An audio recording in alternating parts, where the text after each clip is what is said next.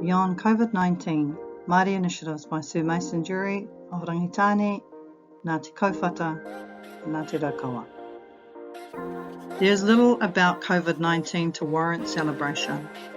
Across the world, the impacts have been shattering, with serious loss of life, economic collapse, and imposed isolation for those who are high risk. In Aotearoa, the consequences have so far been less disturbing than in other countries, though they have highlighted the potential for high infection rates with corresponding high mortality rates.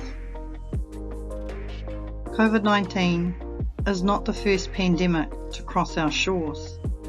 The 1913 smallpox epidemic and the 1918 influenza pandemic were both devastating for Māori.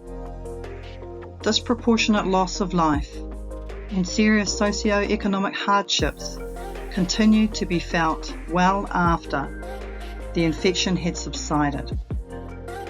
In both cases, the recovery period also saw the emergence of new initiatives that added value then and now.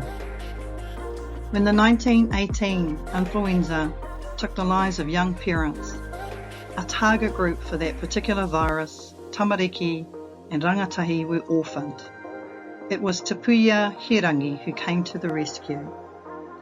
She traversed the Waikato River, gathered up the orphans and took them back to Ngaruawahia, where they remained, often for life.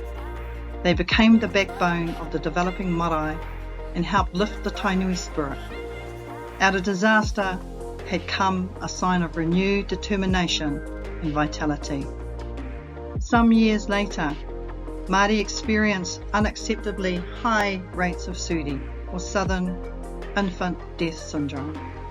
A number of public health measures were promoted, but the single most inspiring outcome was the birth of the wahakura, flax-woven cradles for infants.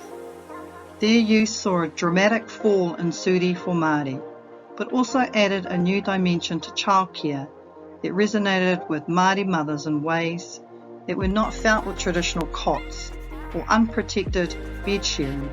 A cultural solution changed the scene. In these days of COVID-19, and despite the alarming impacts, other inspiring initiatives have emerged. Whānau ora and grassroots organisations were quick to demonstrate concern for vulnerable whānau and arrange for food parcels to be delivered to whānau across the motu. They organised testing stations and maintained contact with isolated or disadvantaged whānau.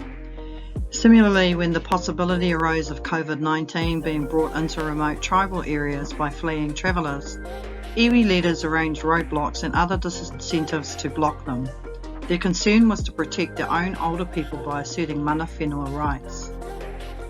So too, Māori health professionals formed a response committee to ensure that scarce resources were distributed within an equity framework that took into account socio-economic circumstances.